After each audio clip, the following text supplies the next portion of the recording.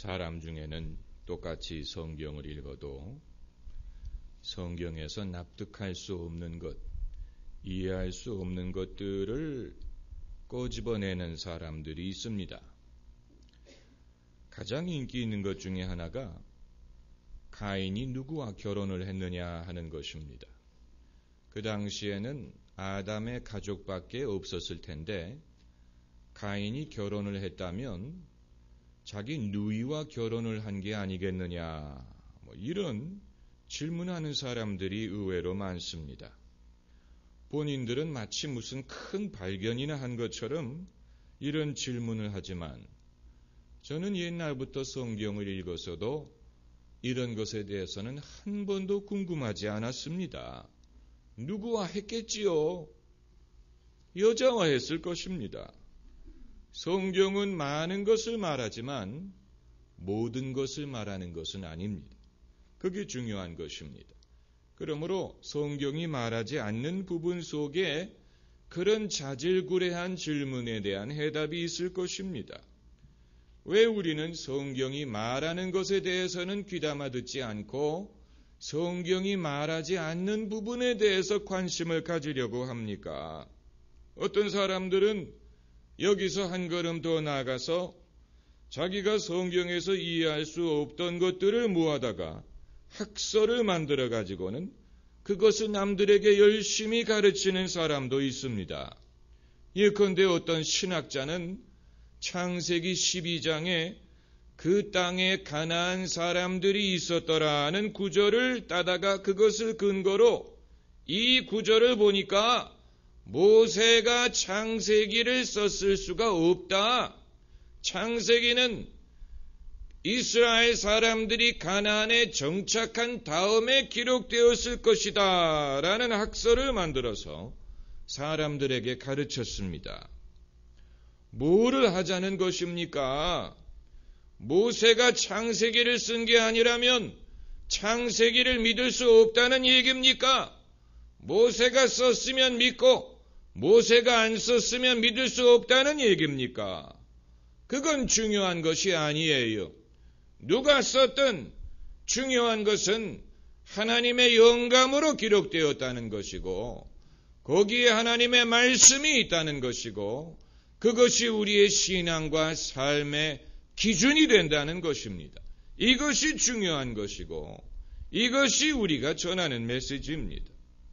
저는 캐나다에서 예수님을 처음 믿고 성경을 열심히 배우기 시작할 때 어느 젊은 선생님이 저희 학교에 점심시간에 오셔서 우리가 성경을 신뢰할 수 있는 이유에 대해서 가르친 것을 기억합니다. 그분의 강의를 다 기억하지는 못하지만 한 가지 아직도 기억하는 것은 아브라함이 자기 아들 이삭을 하나님께 번제로 바치기 위하여 모리아산으로 갈 때 나귀에다가 나무를 실어가지고 갔다는 성경 구절이 있는데 오랫동안 어떤 신학자들은 그 당시 팔레스타인에 나귀가 없었다고 주장을 하고 그렇기 때문에 아브라함에 대한 성경 구절은 역사적인 근거가 없는 것이다 라고 말을 했는데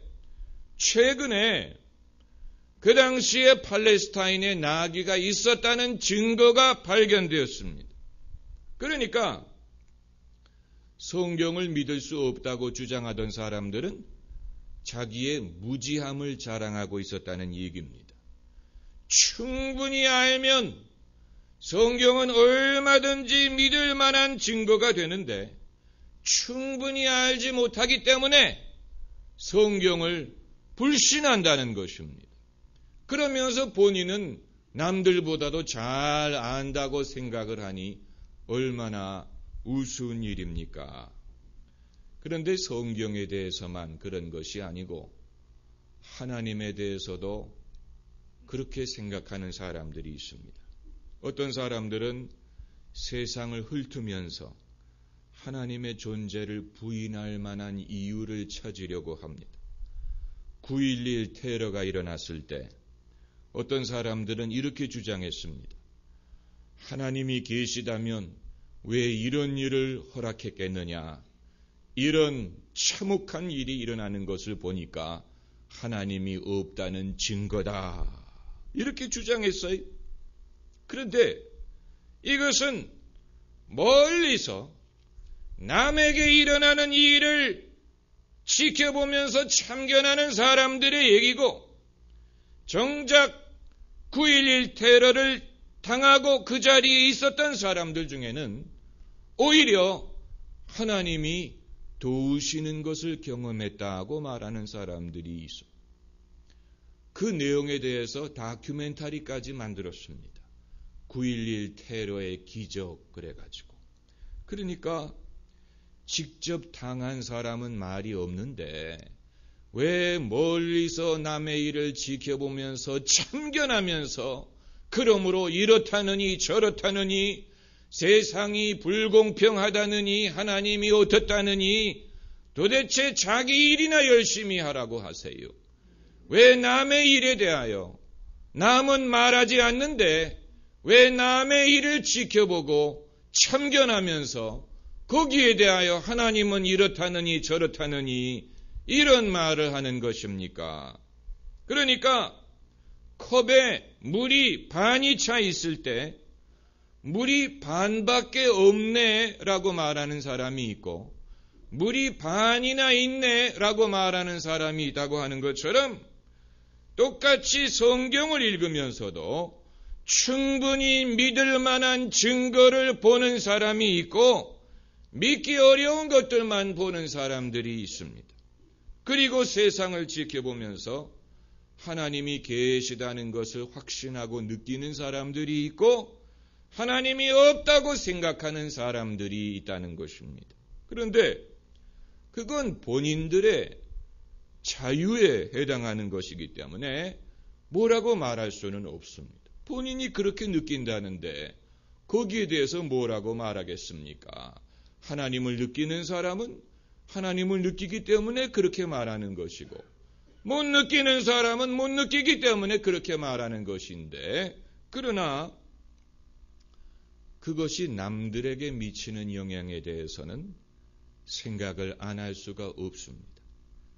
만일 자녀를 둔 부모가 집에서 애가 드는 앞에서 선생님에 대하여 아무개 선생이 아무개가 이런 식으로 선생을 업신 여기는 식으로 말을 하는 것을 자녀가 듣게 되면 그 자녀는 자기 선생님을 무시하는 것을 배우게 될 것입니다.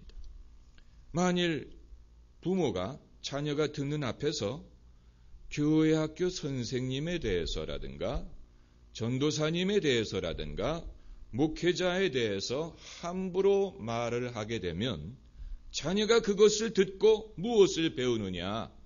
교회를 업신 여기는 것을 배우고 기독교 신앙을 업신 여기는 것을 배우고 결국은 그 아이의 신앙과 인격에 해를 끼칠 것입니다.